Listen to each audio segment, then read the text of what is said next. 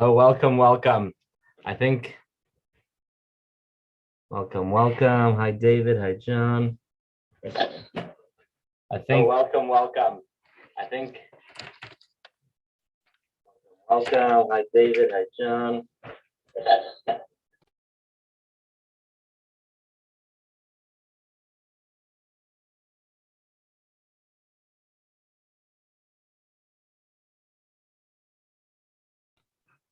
I think I was meditating too much on, I was meditating too much as I sent out the link and the wrong link went out. Hold on one second.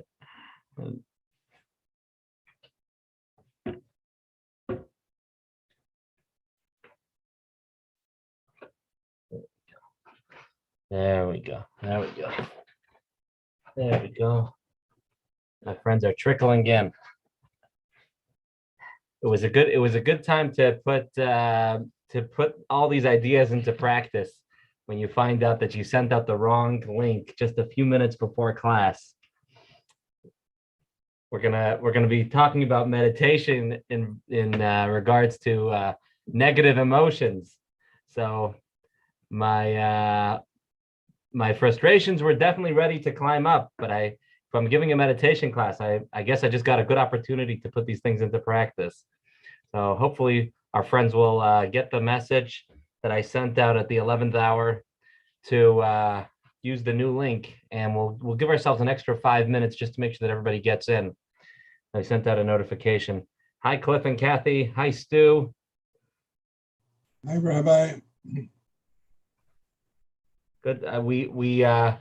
We just see you enveloped in darkness. We can't see your face, but we believe that you're there.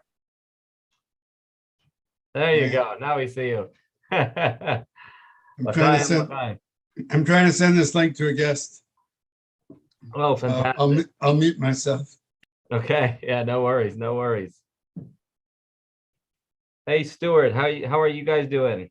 Baruch Hashem. Good. Wonderful. Cliff invited us. Fantastic. Fantastic. Great, you're there. Okay, Yeah. I don't have to send it. Fantastic. I'm looking forward to studying with you tonight, and I hope you'll enjoy. Me too. Me too. Yeah. Stuart, what is your last names? Kaufman. Kaufman. Very nice. I have a name too. I wasn't gonna guess it. I didn't want to put my prophecy into just put it on display like that. What's your name? Hannah Esther. Hi, Hannah Esther. Well, thank you for joining us today. Sure. We're looking forward. Do you guys live in Seattle? We do. We live in Cliff's community. In Cliffs Community, Seward Park. Yes. Fantastic. Fantastic. Wonderful. Welcome, Rob. Thanks for not giving up on us and our technology problems. Thank you, Rabbi. How's your week going? It's been real busy. Are you liking this new job? Yes, I do. Nice. Yeah. What's your highlights? Going in early and leaving late. Are you allowed to drink on the job? Yes, just not alcohol. Okay, fair enough. Thanks for qualifying that. You're welcome. That's awesome. That's awesome. I see one of our students is calling me, so hold on one moment.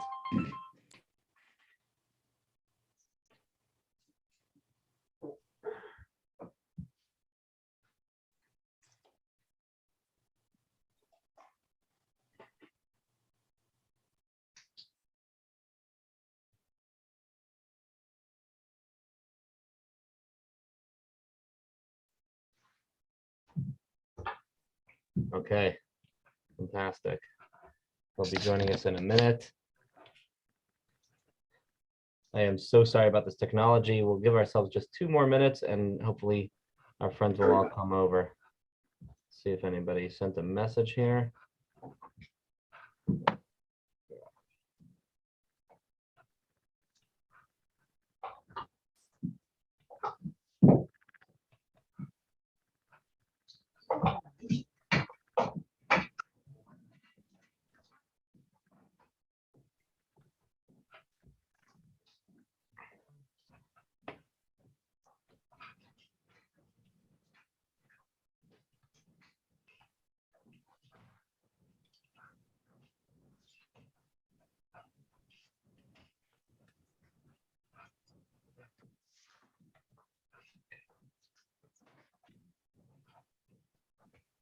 There we go. My dear friends. Oh, there we go. Okay. Slowly but surely. We do have a nice group that was hoping to be here tonight, and hopefully, with God's help, the message will get to everybody. And I'm looking forward to taking this journey.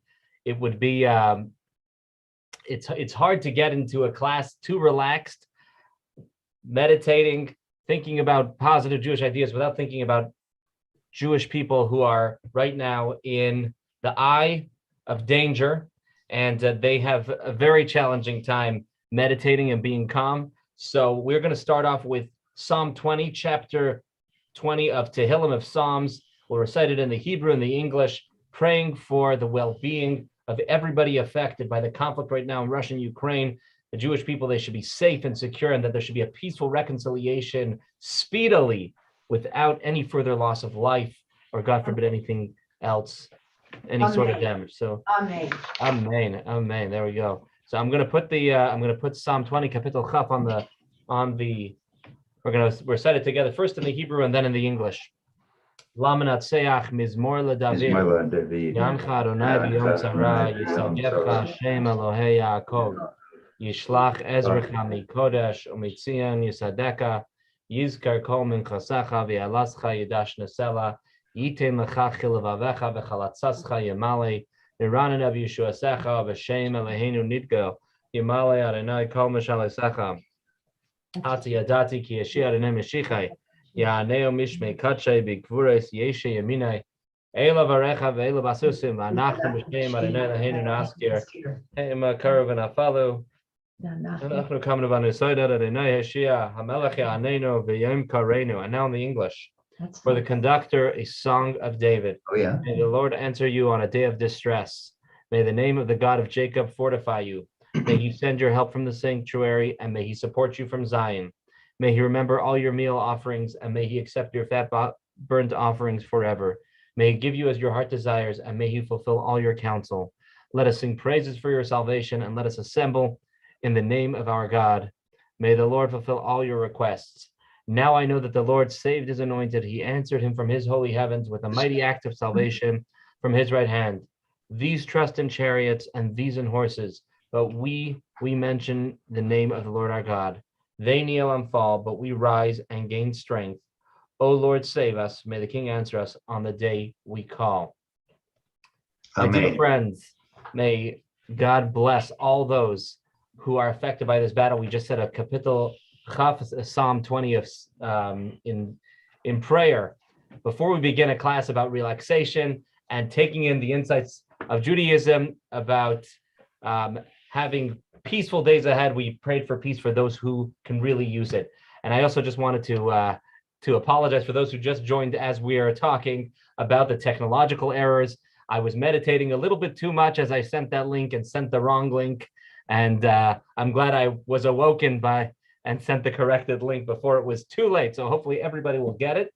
If you'll excuse me one moment, I'm going to send one text message to one person who probably won't see the message, and then we will jump right in. So hang in there. Sure. Put the lights on.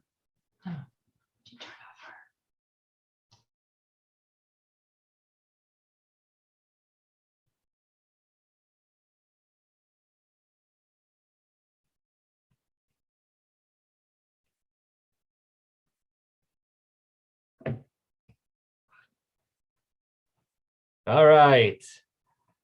For all of you who are joining us for the very first time, I'd like to give you our unique signature Olympia JLI Shalom Aleichem. Join me in singing as we welcome you to our journey of study. Hevenu Shalom Aleichem. Hevenu Shalom Aleichem. Hevenu Shalom Aleichem. Hevenu Shalom Aleichem. Lesson over. Just kidding. All right. So I got to tell you that throughout the years, I've been honored and blessed to share courses and lessons on all sorts of ideas. And we always try to change the topics, find something that's new and interesting, a twist, something we haven't covered before, something that everybody will find meaningful guidance from. I think I got a very significant amount of questions and pushback from this course because many wondered, what does meditation have to do with Judaism? Many people are, before I go further, I'd like to ask, just from our group that's over here, can you give me a thumbs up or a thumbs up on your Zoom screen if you've ever engaged in any kind of meditation before? Wow, almost all of us, thumbs up. Everybody, wow. Can you do that again for me if you've ever engaged in Jewish meditation? A couple of us, How would you define Yeah. Jewish meditation, Rabbi? however you define it. Well, if I'm Jewish and I meditate, is that Jewish meditation? I guess so. I guess so. I think about Hashem. Yeah, okay, I'll say that. You know the story about the Jewish grandmother from Brooklyn that decides she's going to the Far East. She's going to go meet the guru on the top of the mountain. She gets to the mountain, and there's a whole level of red tape she has to get through. Different people say, the guru will not talk to a woman. His time is extremely limited. It's a very hard hike to get up there. And finally, she gets through all the different hoops and she gets up there and they say, you have 8 words. You can say 8 words to the guru. And she goes into his chamber and she says, Sheldon, enough already. Come home. So we are going to learn about meditation, but many people were wondering about meditation. Is that really something that we see in Judaism? We know about kosher, we know about Shabbat, we know about the Red Sea, we know about Abraham. Where do we learn about meditation and Judaism? Are you sure you should even be doing this as a rabbi? So the first thing I wanted to jump into is to look at the roots of Judaism's connection with meditation. And the truth is that meditation in the world as we know it, really, you can find its earliest sources in Judaism. We can go very, very far back in our history, and meditation in our tradition actually precedes any of the other Eastern meditations that are, many of them which are very, very popular. I got to tell you that there was a young man in the 60s who was born Jewish but didn't know much about his Jewish identity, and he was on a journey searching for spirituality, and he ended up landing in South Dakota and working for a tribe there. Some of you might know the name of the tribe. I'm going to mispronounce it. Maybe Uklala tribe, the Uklala tribe that is in South Dakota. And he ends up putting his professional background to work over there, helping folks who are struggling with alcoholism and drug addiction in the tribe, which unfortunately was a big issue that they were challenged with. But as he worked with the tribe members, he became very drawn to the way of life in the tribe, to the philosophy that was lived by the tribal members every day. And after a significant amount of time, he decides he wants to join the tribe. And he goes through whatever process it is to actually be accepted in the tribe. And there's finally that gathering that they have, the traditional gathering, to induct him in the tribe. And they asked him, the tribunal asks him, what is the most remarkable thing that you have noticed? That what sticks out in your mind when you notice our tribe? And he says, I noticed there are 2 kinds of tribal members. This is what he said. There are ones with short hair and shamed faces, their heads facing the ground, and they're embarrassed of their heritage. And they struggle with addiction, with other things, and they don't realize what they have. And then there are ones there are tribe members that stand with their heads high, long hair, they're proud of their beliefs. Okay, the tribunal is very, very happy to hear what he said. And they start asking different questions before officially accepting him, and they say, where's your background from? He says, well, I was born Jewish. So one of the senior tribunal members says to him, I know 2 kinds of Jews. I know Jews that their heads are stooped over and they're ashamed of their own heritage. But then I know Jews which stand up tall and are proud of the great heritage that they have. My friend, you have a treasure in your own backyard. I'm paraphrasing the exact words that he said. Go home and tap into it. This young man is a man named, I don't remember his first name, Mr. Fetterman. His son is actually married to my first cousin, and he ended up pursuing his Jewish identity, learning about the Jewish spirituality that he had not been exposed to in Hebrew school, and leading a very rich Jewish life, leaving a descendants who are engaged in Judaism. Some are living in Jewish communities around the U.S. Some are actually rabbis, and really turned his entire life and his whole entire future around. And I mentioned this before I talk about the history of meditation, because we often are familiar with meditation in other circles. We are going to see that Yiddishkeit really has organic meditation, its own kind of meditation that goes as far back as we have recorded. So first of all, 2 quick samplings of meditation in our origins, in our Jewish origins. If you got the PDF printed out, I really hope you do. Go to page number 3, text number 1, and we're going to go around and we're going to each take turns reading. If you don't want to read, just pass it on to the next person. So David Akash, if you're comfortable reading, text 1, page number 3.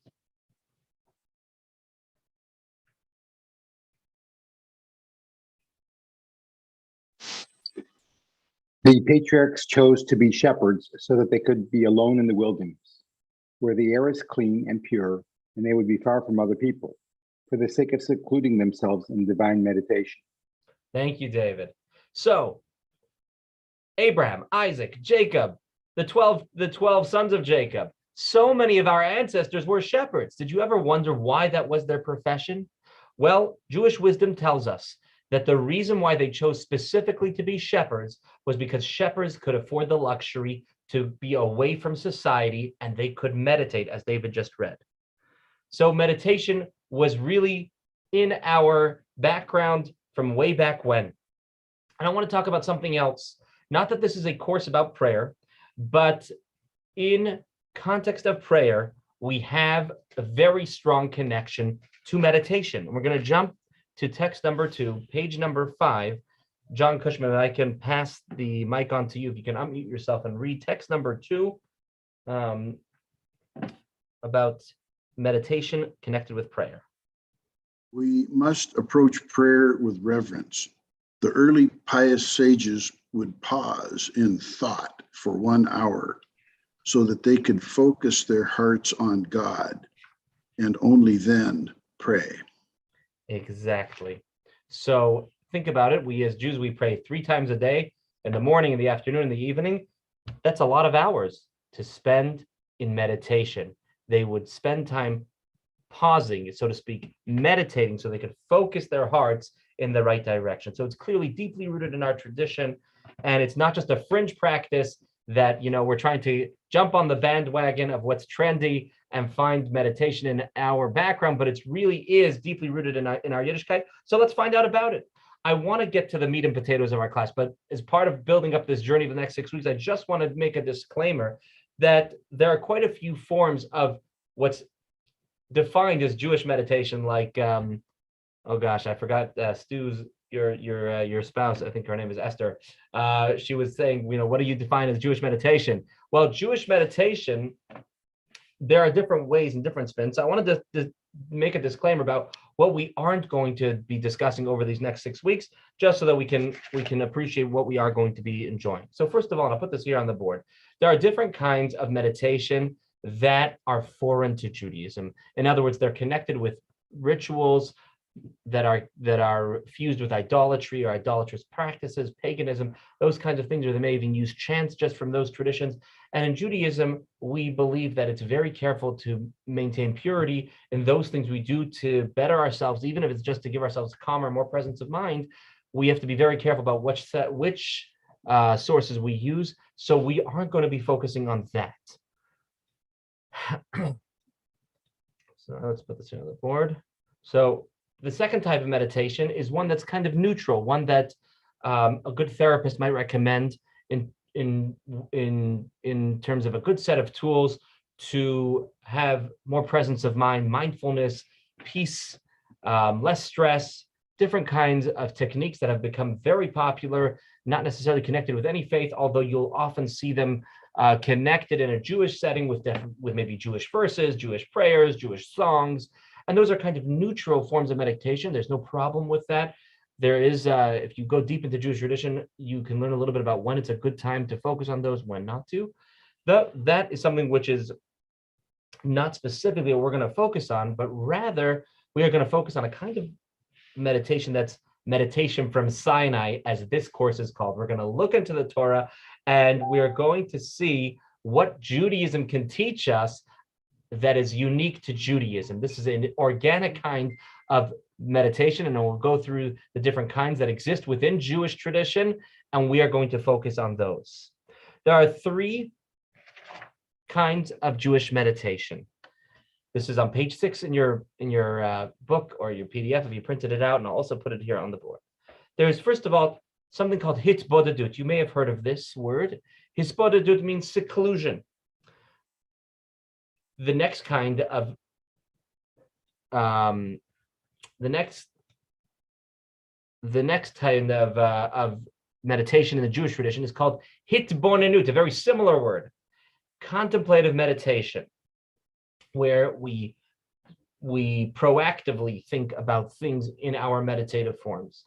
And finally, there's a third word, kavanah, you may be familiar with, focus, mindfulness, or intention meditation. And over the next 6 weeks, we are going to be exploring these key areas of meditation and the role they play in Jewish life and how they can make a difference in our lives, how they can resonate with us to find more peace of mind in a world that can often seem very tumultuous and stressful. I want to just go through a quick outline of what the 6 weeks, what each lesson is going to bring, and then we'll jump into our course. So the first week is, do you mind? The second week is called Mind Yourself. The next week is called Mastermind. The fourth week is called Mind Your Time. The fifth week is called Mind Your Business. And the last one is Mind and Matter, which brings together the meditations into action. These are short words, but different ways that we are hoping that these Jewish meditative practices will influence us and into our world. They aren't isolated ideas. Each one will flow into another and it will build up stronger from week to week. So let's jump in. There's a certain base principle that we have to establish, which is we as human beings wish to have good lives. But unfortunately, we often find ourselves dealing with negative emotions.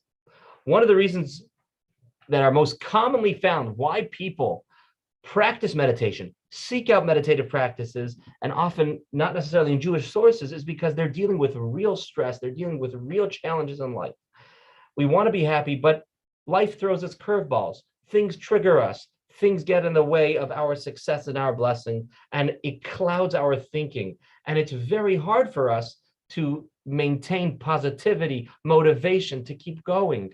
And I think many, many of us have experienced this in our own unique lives with our own unique challenges, each and every one of us in our own ways.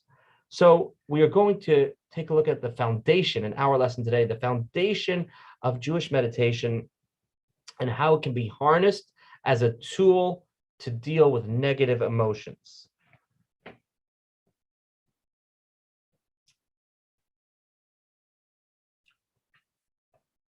We are going to do a little exercise right now. Think about this for yourself. Don't share it with anybody. Just think about it to yourself.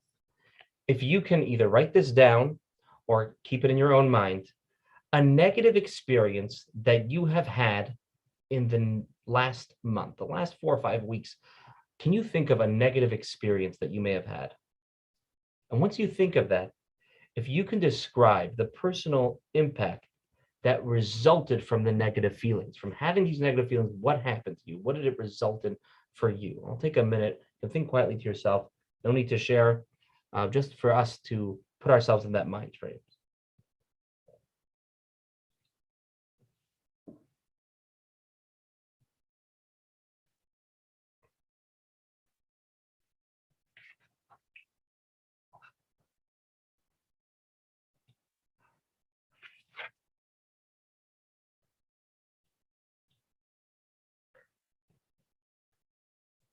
chances are that most of you didn't have too hard of a time to find something negative that happened in the last month and to identify the negative feelings that came as a result of it.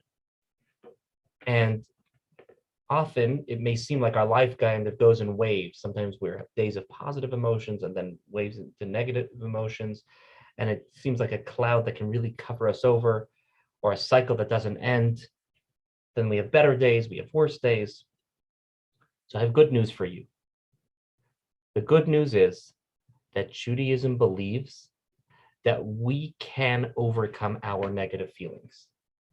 We have the power and we can do it. And God willing, if you place your trust in me and in this class, it's not really me, it's the Torah lessons we're going to try to explore. I'm just going to try to share them without ruining them. I think you'll find that to resonate with yourself by the end of today's class.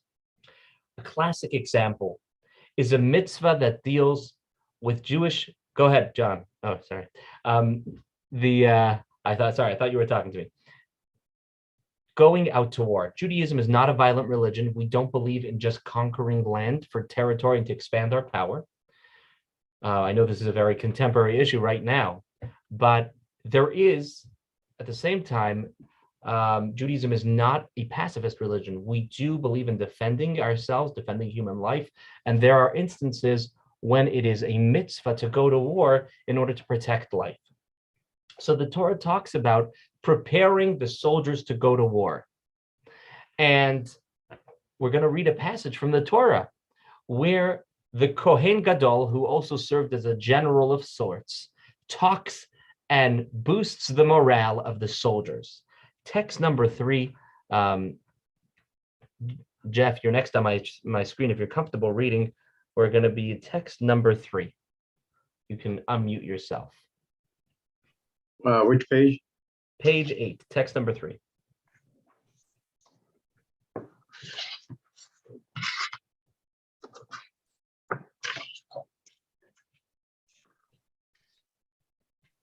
As you approach the battle, the Kohen shall come near and speak to the people. He shall say to them, "Hear, Israel, today you are approaching the battle against your enemies. Do not be discouraged, do not be afraid, do not be alarmed or terrified because of them." Thank you. Thank you. So he's encouraging them and he says, don't be afraid. Don't be discouraged as you go into battle. That's beautiful. But you know what's really crazy? This is a little bit of a radical statement. If you look at the 613 mitzvahs that are listed in the various counts in different books of mitzvahs, this is counted as a positive commandment. It is actually forbidden for a soldier to be afraid. A soldier who is afraid, even only they know about it in their heart. If they're afraid as they go to battle, according to Judaism, you have transgressed. It's something between you and God, but you're not allowed to be afraid as you go to battle if it's a battle of a mitzvah.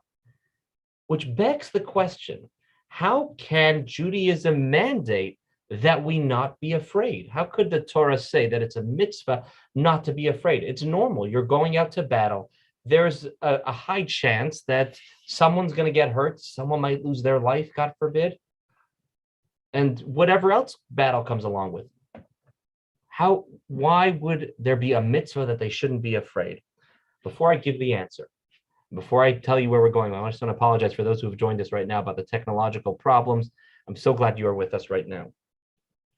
What this tells us is that Torah expects us to have mastery over our feelings. We do have the power not to be afraid. It may not seem easy. However, Judaism believes that we have the tools to do it, and the tools are right within Jewish teaching. So we are going to see if we can find what is that secret, the secret not to be afraid, not to get stuck in negative feelings. I think many of us have our own ways of dealing with negative feelings, which work for us, or maybe they don't work for us. You know, for some of us, it's food. For some of us, they tell about the guy who went to his doctor, and the doctor said, "I think you should start doing yoga to deal with your stress." And the guy said, Doc, I think that's a stretch. Okay, a little bit of a not such a funny pun. Okay, some of us it's chocolate, some of us it's liquor. What do we do? Maybe it's just, turning on the TV or Netflix, or I don't know, maybe some of us it's coffee, something that helps us deal with our challenging emotions. Where do we go when we're having really stressful moments? Judaism believes that you have a powerful tool within you and you can do it. And you know what you have to do? You have to do like what Jackie Mason says. Jackie Mason, the comedian of blessed memory, he would tell about the Jewish couple that's going up from the city to the Catskills. And the car, this is the Jewish husband that he knows the answer to everything. Well, before his wife finishes the sentence, he knows the answer.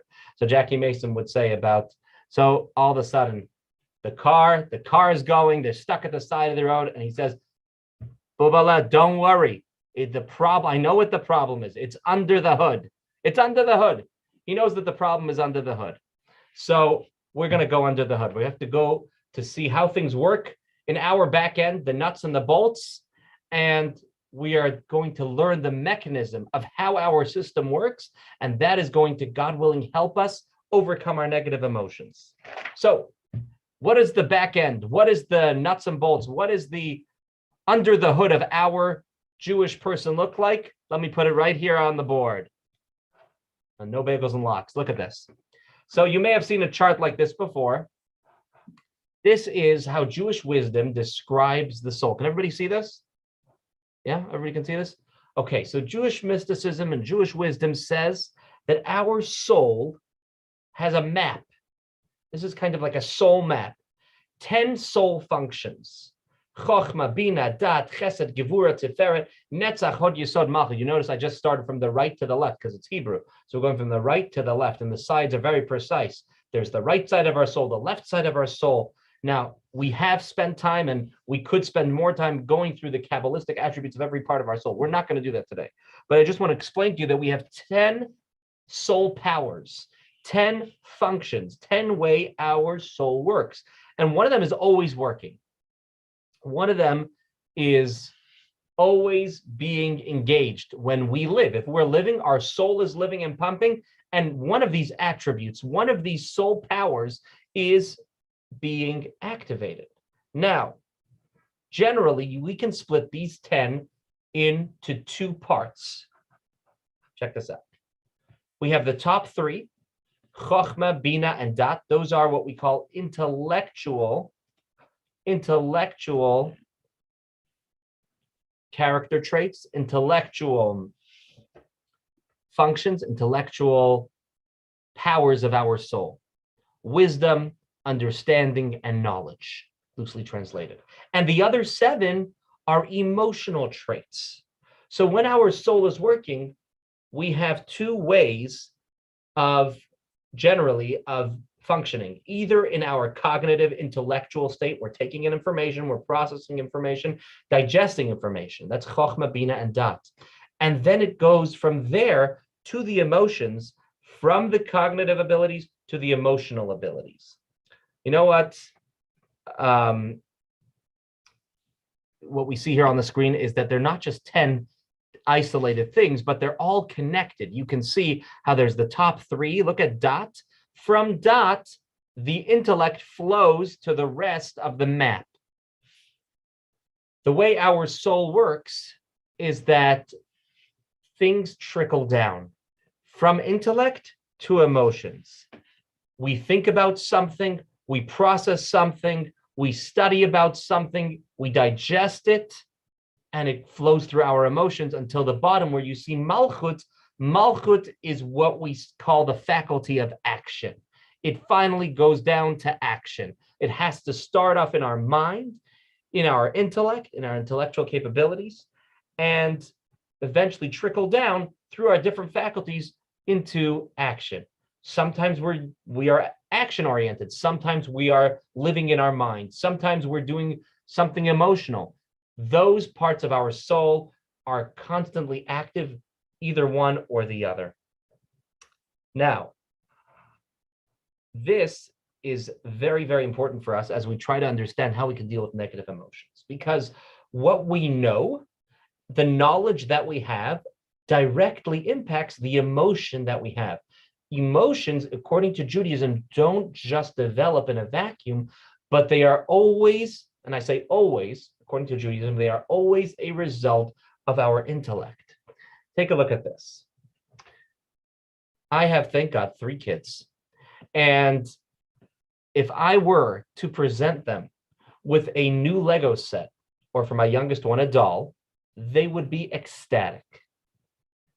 If I would give them an $100 bill, they would be very happy to drop it in the pushka. That's what they know to do with money.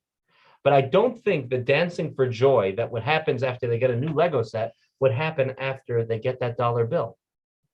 Or if I told them, you know what, I just transferred $10,000 into your account, they'll have no appreciation for what I am sharing with them. But if I give them a new toy, a Lego set, they are thrilled. Their emotions go wild with joy and jubilation. Now, fast forward in 10 years from now, God willing. Oh, I see my son is here on the call. Great. So, and fast forward 10, 15 years, and I'm going to be consistent with my gifts. And I turn to my kids and I give this one a new doll, this one a Lego set. I don't think the emotions are going to be sparking, jumping for joy. But if we talk more about the money, then something tells me that there'll be appreciation. There'll be positive feelings sensed immediately. Some of you may have experience in this arena. But the older a kid gets, the different tastes they have.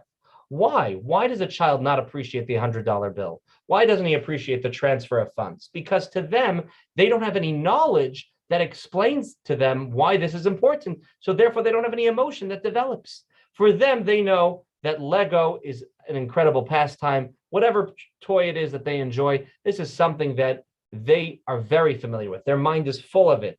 And by receiving something new, something exciting, their emotions go wild. For somebody that's older, you learn that there's other priorities in life, that there are things that are more valuable than a toy, and those things spark your emotions. So our intellect, what we have in our head, trickles down into our emotions and affects it. The key function from our soul that makes the connection happen, I just want you to show you this, is dat. Chochmah and Bina are a little bit more sublime in terms of how our intellect works, but dat is the place of digestion, where it goes from being objective information to personalized information, where we take the data and we make it ours. We take this information and we personalize it for ourselves, and we decide how we're going to deal with it. So there's a good example of this. They tell the story about a professor of ethics who is found doing something very unethical. His students came to him and said, I don't understand.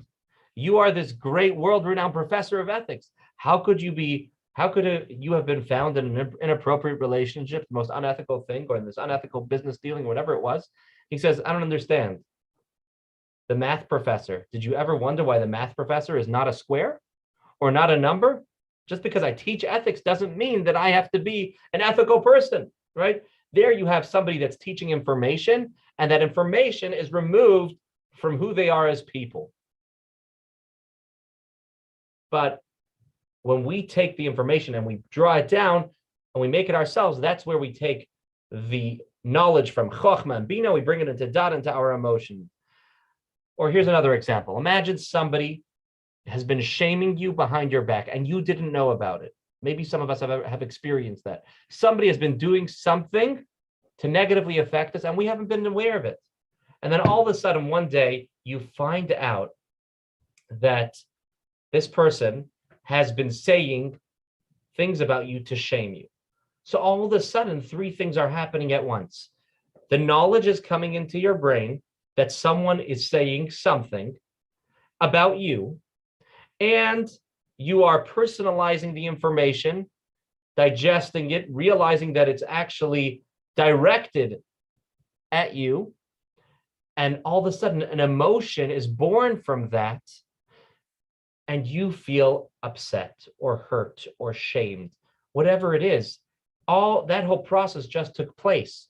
Before that, it was still going on, but you didn't know about it. So a great example of this is COVID. If you think back, turn your clocks back to 2020, January of 2020. The news tells us about something that's going on in China, coronavirus. Our thoughts and prayers are with them. Most of us slept soundly at night. Maybe a few smart people got nervous, but most of us didn't get nervous. Most of us thought, we feel bad for everybody who's experiencing something, but thank God we're safe in America, such great public health.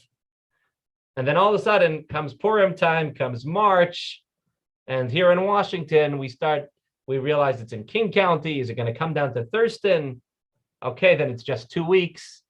The more knowledge we had, all of a sudden our emotions changed. So many people experienced, and many are still experiencing, negative emotions regarding COVID-19, whether it's worry or fear or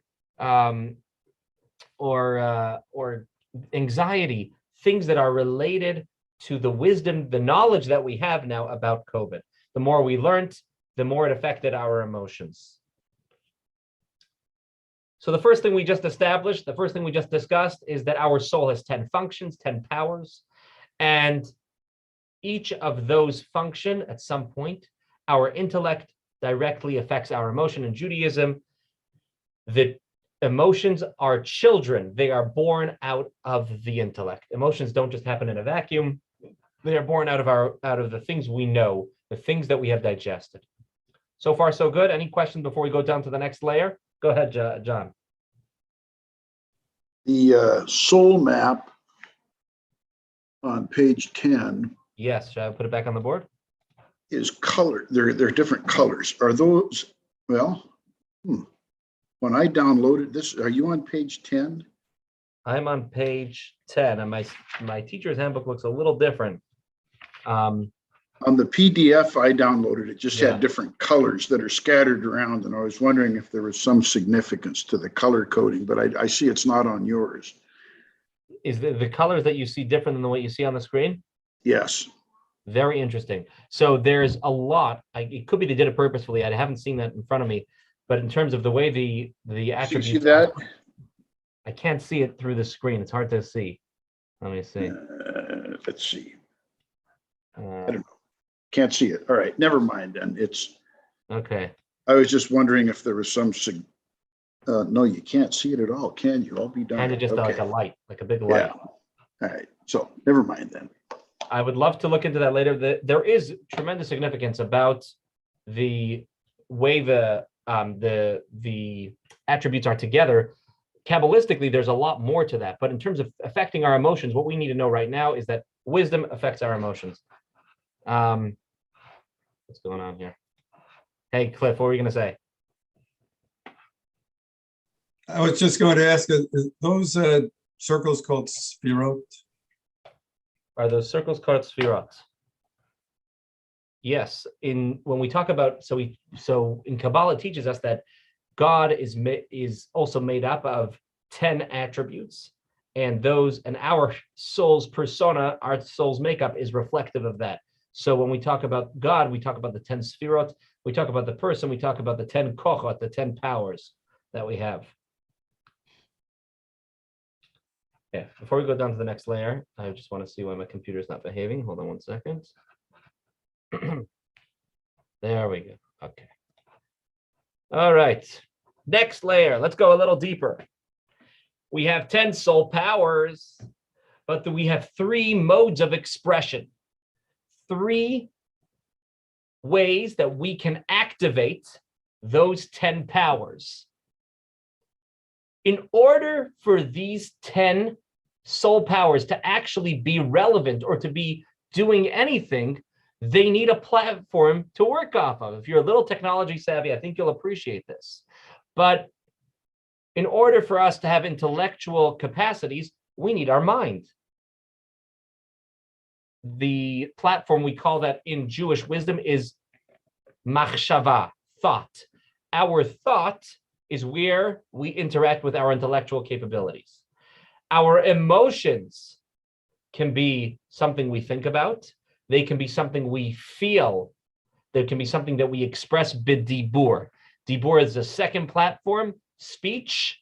Speech, we talk about it. And finally, the third platform is action.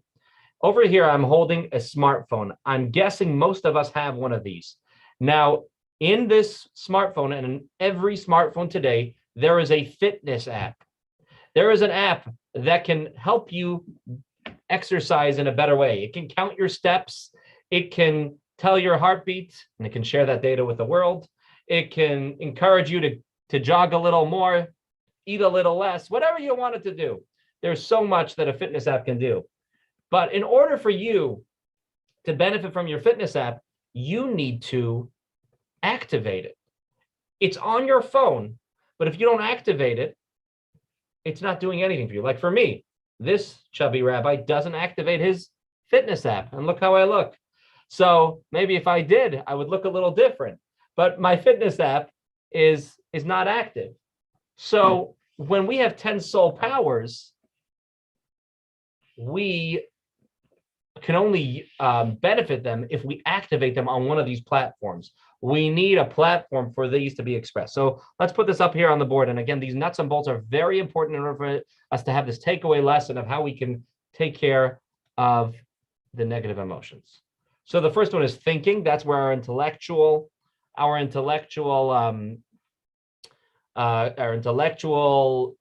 powers can be activated. We also have speech. We can talk about our emotions. We can express them passionately. We can express them calmly. We can talk, or we can hold ourselves back from talking. And finally, there's action. There's action after we do something in our mind. We come up with an idea. We have a feeling about it, and we can follow up with action as in accordance with that. We can decide we want to do something good for someone else. We can decide we want to do something negative to someone else. We want to be productive, whatever it is that's attracting us. All these things, we need platforms in order for them to be active. In Judaism, we call them levushim. Levushim means clothing, garments of the soul.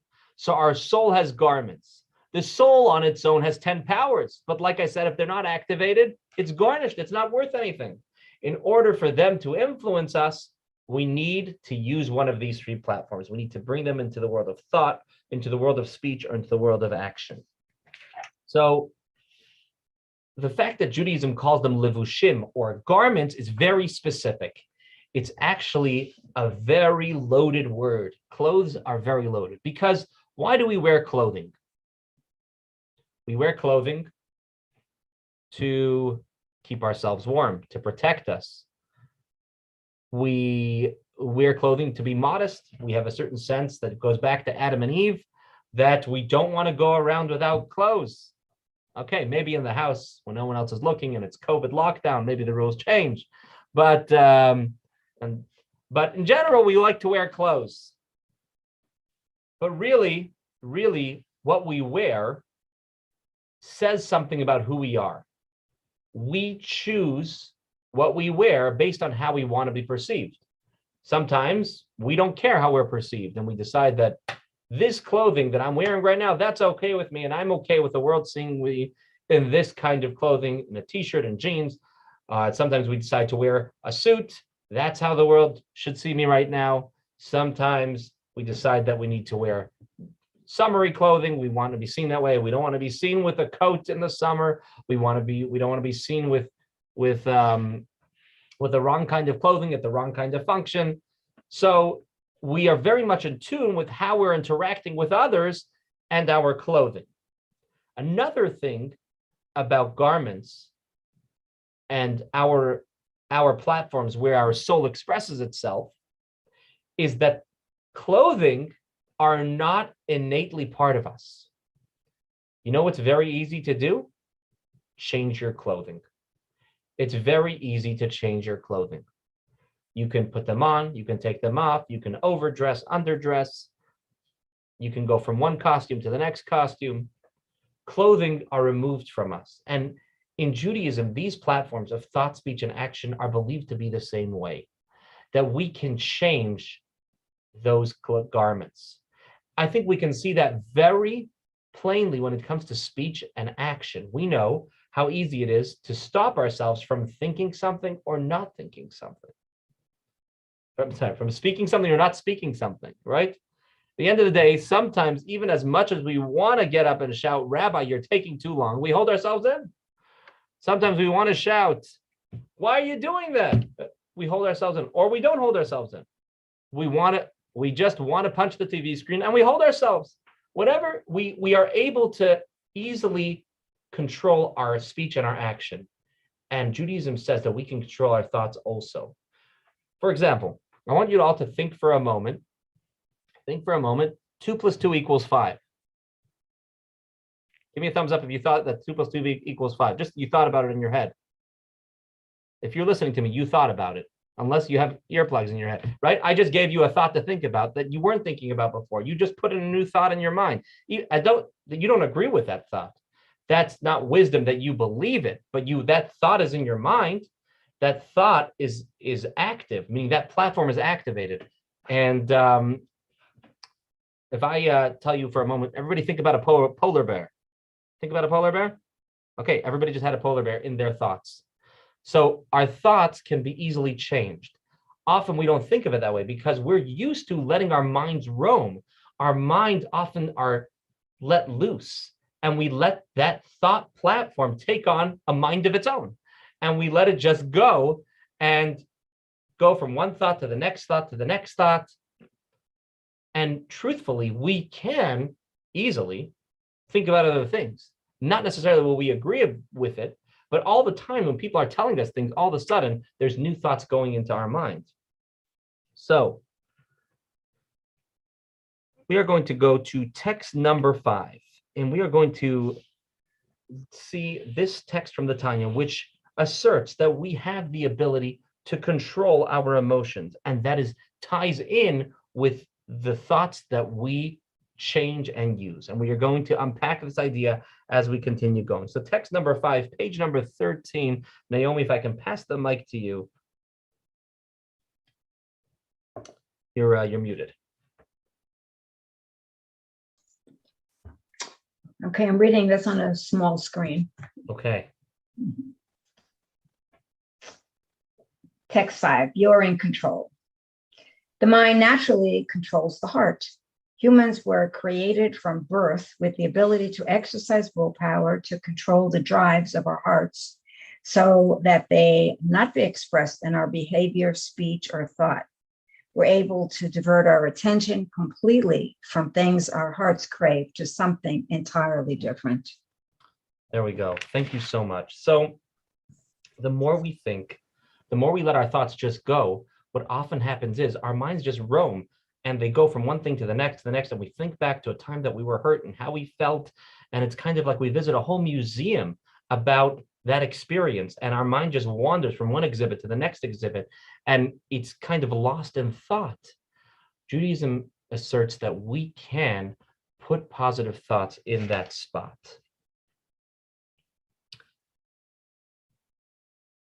The more we think about things, the more we can change our emotions. If we fill our mind with other kinds of thoughts, even if they're not necessarily things we agree with, we're not saying that the experience that you had, that your mind was just on, was not correctly a painful experience or an embarrassing experience or a difficult or a challenging moment. We're not disagreeing with that. What we're doing is we're putting positive thoughts in that place. We're thinking about other things, just polar bears and 2 + 2 = 5, or whatever makes you smile. Even if you're not, it's not saying that, it's not tackling what you were just thinking about, but what it's doing is it's putting other thoughts in your mind. And when thoughts are in your mind, they can affect your emotions, because the soul has a trickle effect that the emotions can only be born when the intellect gives birth to it. In the Jewish library, there is a letter, perhaps one of the most powerful letters about the subject that we are dealing with. It's a letter from the third Rabbi. to one of his disciples who was going on in years. He was getting a little older, and he was dealing with a lot of challenging emotions about his future, about his state of health. And he was dealing with stress and anxiety, frankly. His anguish got to him, and he sat down and wrote a letter to his Rebbe, and the Rebbe responded to him, and we have this letter still available for us, even though it was written close to 200 years, 150, close to 200 years ago. And we're going to read that, page 14. If I can pass the mic to Ed, if you'd like to read page 14, text number 6.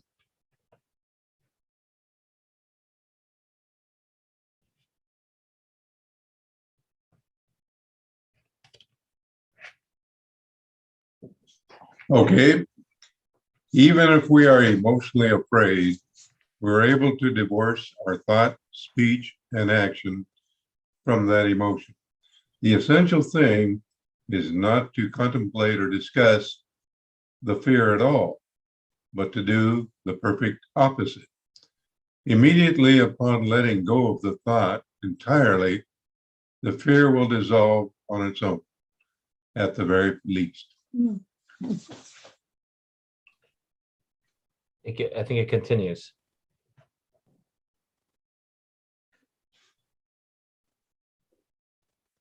Okay, got it. And it'll become instantly dormant and not felt in the body. Then, over the course of several days, it will completely dissolve to the point that it will not enter our mind at all. Removal of the thought leads to the dissipation of the fear, because emotions are entirely reliant upon intellectual focus for their existence, which requires active thought. Therefore, by removing our thought from the matter, the intellectual power is withdrawn from the emotion, with the result that the emotion ceases to be activated. It is worth training yourself to remove all negativity, for we must rid ourselves from all fear, including justifiable fear, as I wrote. This is certainly true in your case, where there is nothing to worry about whatsoever, thank God, in terms of your health and financial situation. Thank you, Ed. So I want to wrap up what we've been discussing, and we just remind ourselves that we've been talking about how what we let our mind do impacts how we feel. When we have a challenging situation, of course we should deal with it. Justice sometimes needs to be served. And sometimes if there's trauma, we have to go to a mental health professional. At the same time, Judaism wants us not to let that overtake us, to take us captive and control our lives. So what Judaism wants us to do is to not allow those thoughts to be the one that fills our mind, because often we think about our mind and our thought as kind of one thing. And like we said, our mind has the capacity to understand things, knowledge that is true, but we may not necessarily need to think about it. Just simply by using our thought platform, our thought app on our phone, and just doing other things with that thought app. Because, thought processes, they can't multitask. As busy as your mind feels sometimes, you can only think one thought at once. And if we push ourselves to think about other things, just like I'm right now making you think about other things because I'm talking to you about something, and now I'm helping you control your thoughts. When we are alone in bed, we can't sleep. We're throughout the day, we're sitting on our couch. We often can just let our mind wander. Judaism would like us to control those thoughts. Think positive thoughts. We're not battling our issues head on. We're just changing the garment, changing the clothes. So what I want to do right now is I want to bring into our class a master Jewish meditator, an absolute star in the Jewish world today, Professor Leibel Wolf, and he's going to lead a meditation in a pre-recorded video that I'm going to share here on the screen. And you are welcome to follow along and to take from it that part which resonates with you, and directly follows everything that we've studied so far and as we continue our lesson. So let's put that right here on the screen.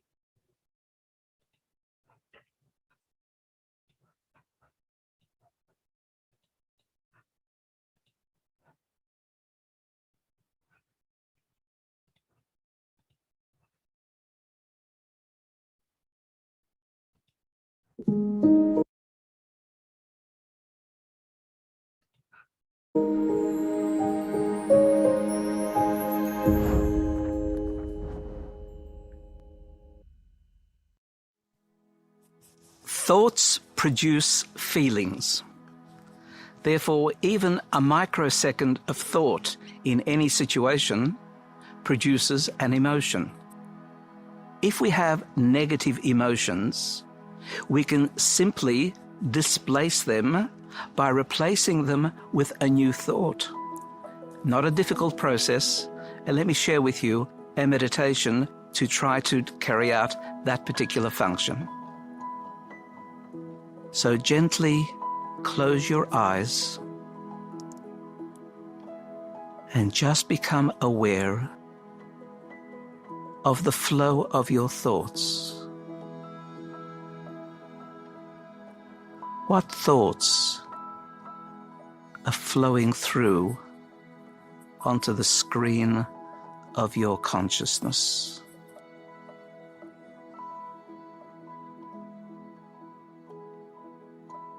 And as you become aware of the thought, see if you can identify a feeling that arises as a consequence of that thought.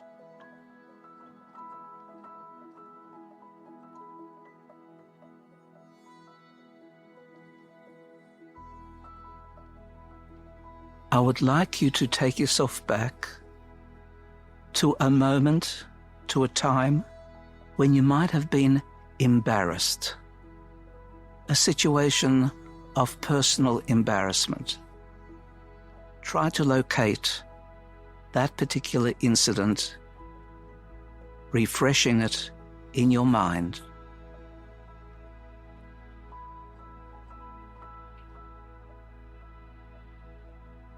Note all the points that cause the embarrassment. Become aware of the people who are present.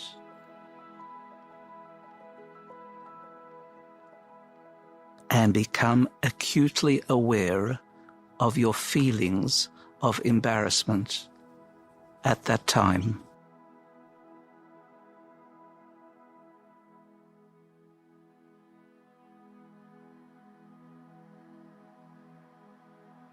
And now, let's switch that thought. I want you to think back to a moment when you were supremely happy, ecstatic, somewhere in your life where you felt absolute joy. Recall that moment. Where were you? Who was there?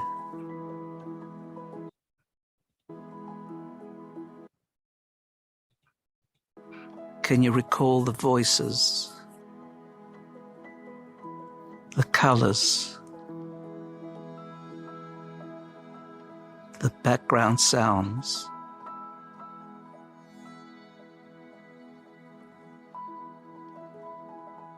And now consider, where did that image of embarrassment of a few moments ago disappear?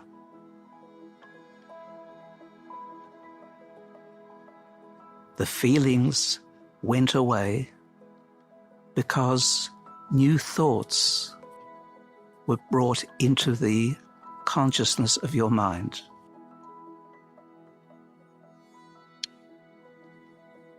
Let's try that again. Now think back to a time where you hurt yourself physically, maybe injured yourself, sprained an ankle.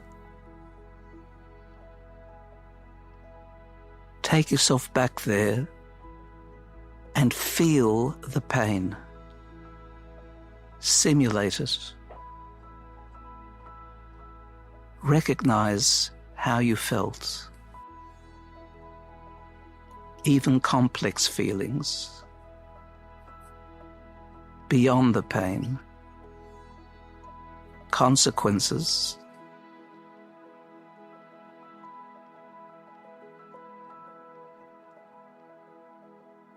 And now, turn your mind to a birthday party in your honor that you may have experienced.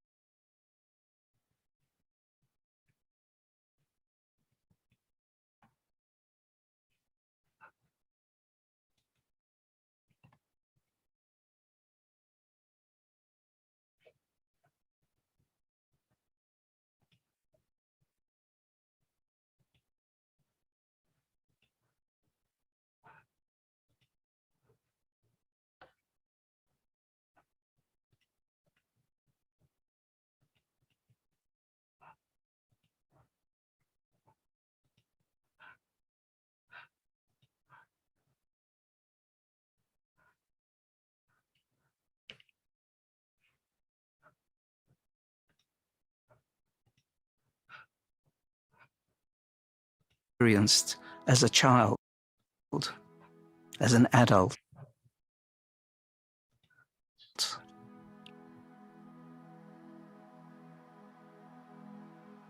What is going on at the party? Who is there? Singing.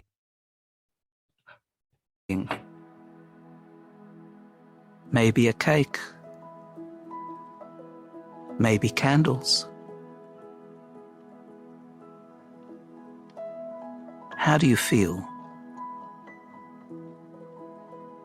That same happiness has been recreated.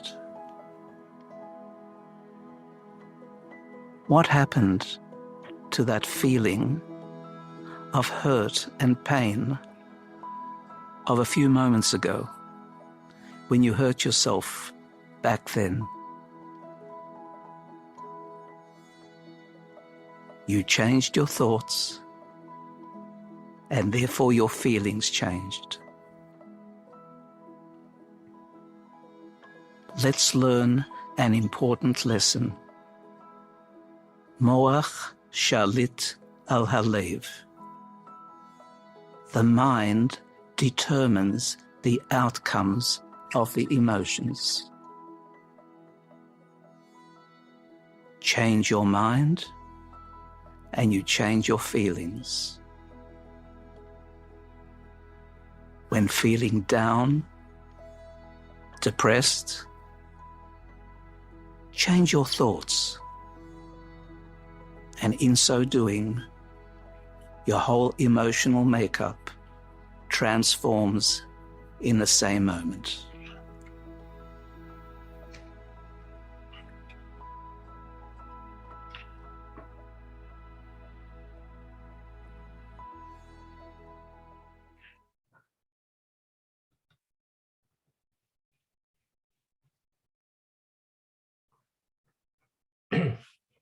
Thanks for hanging in there with the technical difficulties. Hopefully that can help us see how it works. How we can displace feelings, replace feelings by replacing thoughts, by displacing thoughts, exchanging thoughts. We aren't taking the emotions head on. We aren't fighting and trying to deal. Why am I upset about this? I have no reason to be upset about this anymore. We're letting go of that thought and bringing in a new thought. Thinking about the best joke that you heard at this JLI class. Thinking about good times with the family, good times in your history, good times at work, good times in your community. Thinking about people that bring you pleasure in life. Thinking about other things, Jewish things, meaningful things, is a way we can displace thoughts. And by doing this more and more often, it will become easier for us to see our emotions change.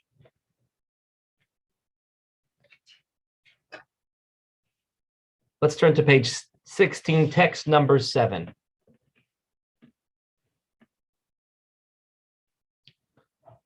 Sam Benz, can I pass the mic to you?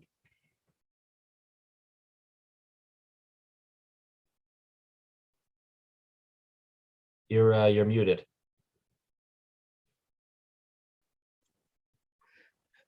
The primary method of removing worrying thoughts from your mind is by redirecting your mind towards other matters. You can replace them with thoughts of necessary material matters that bring you joy, and you can contemplate God's Torah that delights the heart. The latter is best achieved through creating a fixed schedule of daily Torah study, which is particularly effective with a study partner. Thank you. Thank you for sharing. Our mind can only do one thing. And if we fill it with good things, our heart will see a different set of emotions coming its way. You know, they tell the famous joke about Moshe Dayan. Give me a thumbs up if you ever heard of Moshe Dayan. Okay, Moshe Dayan, after the war, he had a patch over one of his eyes. So he was once caught speeding in Israel. The police officer pulled him over. And he says, I'm going to give you a ticket. You were speeding. And Moshe Dayan looks at the officer and he says, what do you want me to do? I've got one eye. You want me to look at the speedometer or at the road? So our minds can do one thing. We can either be looking at the speedometer or at the road. We fill it with good emotions. We have incredible power. During the times of Napoleon, Napoleon waged war with the Tsar. And amongst the Hasidic Rebbes, there was a difference of opinion who would be better for Judaism. And the Alter Rebbe was of firm belief that Napoleon would be worse off for the Jews. And he sent one of his closest disciples to help the war efforts. And he ended up becoming a spy for the Russians. I know this is an awful time to be talking about this, but he ends up in the room with Napoleon. Long story short, he ends up in the room with Napoleon. And the most confidential secrets of war are being discussed. And Napoleon stops and he says, there's a spy amongst us. Somebody is getting our information out. And he says, I'm going to put my hand on your hearts. And if your heart is beating fast, I'll know that you're the spy because you're nervous. You're worried about your cover being blown. So sure enough, this fellow, Rabbi Moshe Meisels, he was in the room. He obviously went by another name, but he's in the room and Napoleon goes around and he feels his heart, and his heart was beating just regularly. And Napoleon ends up moving on and his cover wasn't blown. Rabbi Moshe was asked, how was that possible? How did he keep himself? How did he keep himself so calm? And he said that he reminded himself at that moment that Hasidic philosophy taught him that we are answerable only to God and to no one else. And he filled his mind with that, and his heart acted accordingly. Judaism believes that soldiers who go out to war shouldn't be afraid. Thank God we aren't faced with that challenge every day. But many of us face negative emotions, and our job is to fill our minds with positive thoughts. We're not going to battle emotions. We're going to deal with positive thoughts. Just bring in more thoughts. Just load in the thoughts of other things. Think about polar bears, birthday parties, good Torah classes. And the more we do this, the more positive emotions will come out. I want to conclude with 2 practical takeaways from our discussion before we go to questions and answers. 2 practical takeaways from our discussion here tonight. The first one is that as we go into this week, I want you to do some homework. This is going to be a course with homework. What's the homework? The homework is to try during this next 7 days. If it doesn't work, you get a refund. But to try over the next 7 days to be more in control of your thoughts, to try making an effort, not just to let your mind wander. Your mind might take you to inappropriate scenes, inappropriate thoughts, unhappy moments, negative times. This happens. Statistics say that our typical human mind deals with 6,000 thoughts a day. How many of you can rattle off those 6,000 thoughts that you had today? Most of us can't. So let's try to be more in control of our thoughts. And that's going to take positive action, proactive action to stop ourselves and just change the garment, change the thought, change the thought. The more you do it, it's like a muscle. It gets stronger, it'll become more of a habit. And number 2, to make a set time to do something wholesome every day, which means ideally a minute or 2 of Torah study. You can search online for Torah quotes or a 60-second Jewish inspirational video or a podcast. Give yourself 1 or 2 minutes fixed in the morning or afternoon or evening that you're going to do something focused and positive. And the reason I say that is because when we make a point of filling our minds with something meaningful throughout the day, and if you're attending this class, you're off the hook for today. But for all the other days, to find something meaningful that your mind has in storage, so that when your mind wanders, it might just wander on those meaningful thoughts. You have that Torah message, that positive concept to draw back on, to fall back on, and to bring it to the forefront of your consciousness. When we don't have those anchors in our day, it's harder for us to find the positive thing in times of really difficult emotions. And with that, I'm going to close, and I'd love to hear any questions and answers as we conclude today's class. Feel free to unmute yourself and share anything that you would like to comment or question. Go ahead, John. This concept of your thoughts controlling your heart is stated explicitly in the Shema, where you look at the fringes at the garment, and you shall look upon them and remember all the commandments of the Lord and fulfill them, and you will not follow after your heart or after your eyes, by which you go astray. So this is that's beautiful, straight out in the Torah, and one of the most powerful and classical prayers that we say. The Shema really sets the tone for that. Thank you, John. That is so powerful. Thank you. John, earlier you wanted to share your screen regarding the map. The colors. Yeah. Yeah, I can share my screen and then you can point to it if you want, or describe. Okay. Did you download the PDF, and do you see the color differences that I spoke of? I do. I can't share my screen. That's been shut off. I'll give you permission. Hold on. Okay.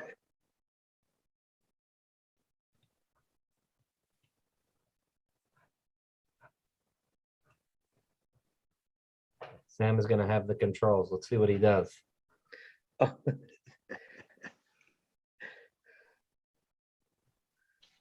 There we go. Okay, very good.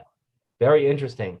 It looks like to me that these colors are more to differentiate as we look at it, just to see that they're different, attributes. I don't see a specific correlation between the coloring and the makeup of the heart specifically, although there is meaning to different groupings.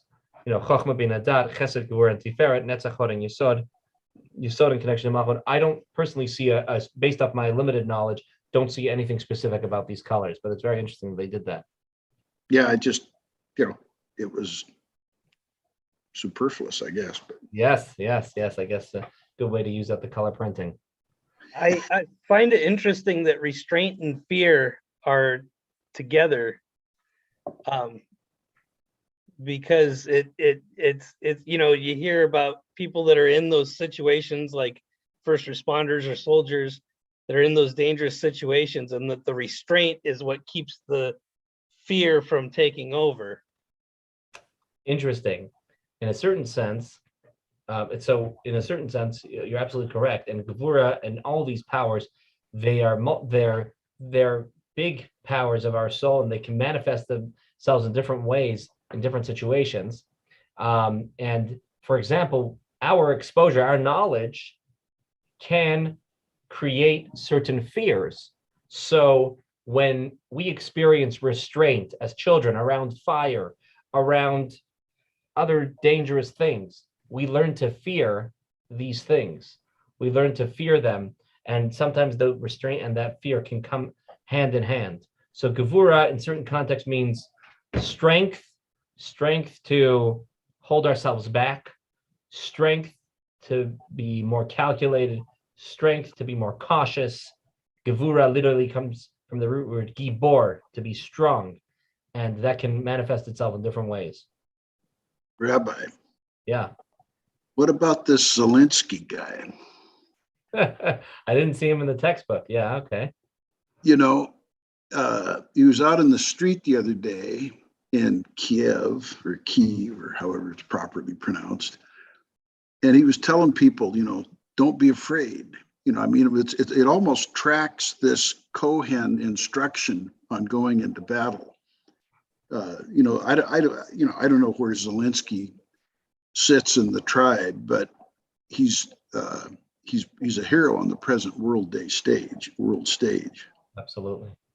And I think, John, you're absolutely right. Even whether he knew it or not, ironically, Zelensky is born to a Jewish mother. He is absolutely a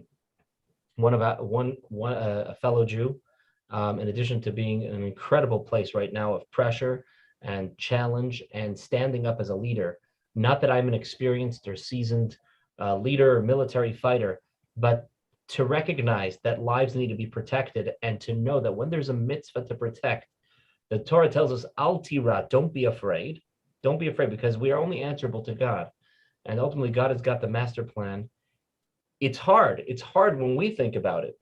It's hard, but Judaism says that we can fill our minds with positive thoughts that can create positive emotions, not to be afraid. And the real heroes are, like you said, him and people that are on the street that are overcoming their fears and standing up to hopefully create a better ending to this situation.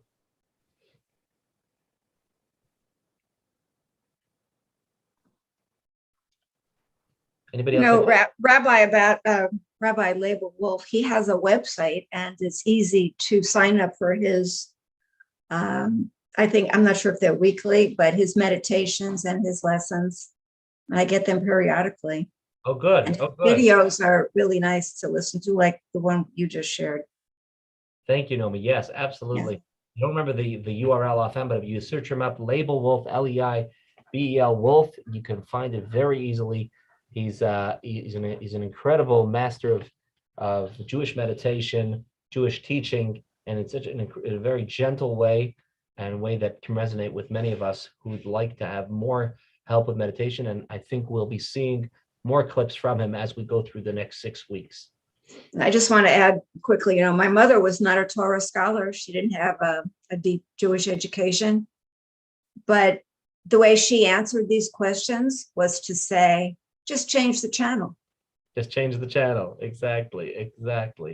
Powerful. Much fewer words, but basically the same.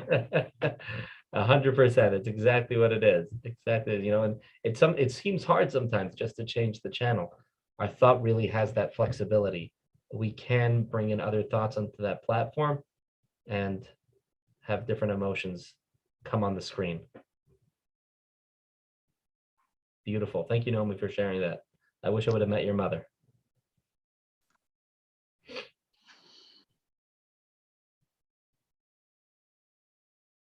And I want to thank you all for joining. Feel free to jump in if you have any questions. I look forward to continuing the next 6 weeks with you. If you haven't had a chance to sign up, jewisholympia.com/meditation. Books for everybody who signed up should be in the mail and received by you in the next day or so. And I will send out books for you as soon as you sign up, so you can get it in time for next week's class and enjoy the full textbook experience. I've got to say that the way JLI prepares these classes, there's so much rich material. I covered very little relatively, and I encourage everybody to take advantage and use that book out. And I hope you'll be able to join us and get the full rich experience over these next 6 weeks. I would looking forward to continuing with you and to find powerful Jewish insights that can make a big difference in our life. And thank you all for the kind words in the text. Go ahead and unmute yourself if you want to share something. Is there a Torah studies class going on? Yes, Thursday night, every Thursday night at 7:30, and we'd love to see you there. So far, it's bring your own coffee, but Governor Inslee says he wants us back in person without our masks, so stay tuned for in-person or hybrid options coming. So far, we're still on Zoom. Great to see you, Sam. Great to see you too, Naomi. We used to have classes together. I miss that. I missed that too. And unfortunately, we have some friends that were in those classes that are no longer with us, except in our hearts. But I miss that sharing that experience, and it's good to see everybody, even if it's through a camera lens. Thank you. Thank you. May everybody be healthy and well, and may we continue learning together till 120. Yes. Baruch Hashem. So Rabbi, if we gather together at the shul, is there soup? We will not disappoint, John. John, what kind of soup would you like? The kind of soup that the rabbi brought, I suppose Rivki was in on this, so. I vote for the onion great. soup. The onion one? All right. Taking votes. Orders. Thank you. All right. Sam, thank you too, buddy. All right. Thank you, John. It's great seeing you. Good seeing you, man. Good seeing you all. Good seeing you, Rabbi. Laila Rivki. Tov. Laila Tov. We'll see you all Thursday at 7. See you. Good luck Or with is the it homework. 7:30? 7:30. 7:30. 7:30. Good night.